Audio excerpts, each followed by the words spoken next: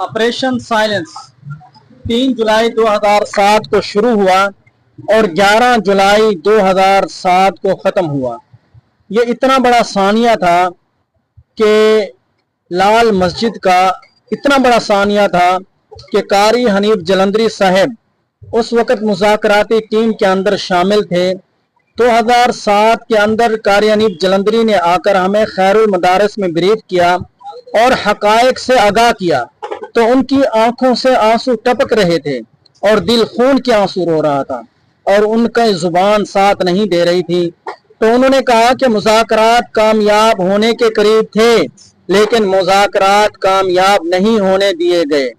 तो मुफ्ती अब्दुल रहीम साहब हमारे लिए काबिल एहतराम हैं, लेकिन उनका ये कहना कि वहाँ पर कोई तालिबा ना जख्मी हुई और ना शहीद हुई, ये हकायक के मुतरादिफ है।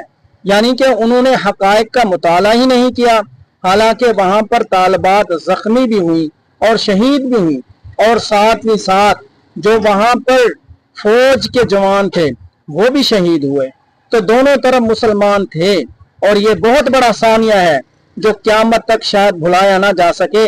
लेकिन मुफ्ती अब्दुल रहीम साहब का ये कहना कि वहाँ पर कोई तालिबा ना जख्मी हुई और ना शहीद हुई, ये क्या है? मुसलमानों के जख्मों पर नमक छिड़कने के मुतरादिफ है।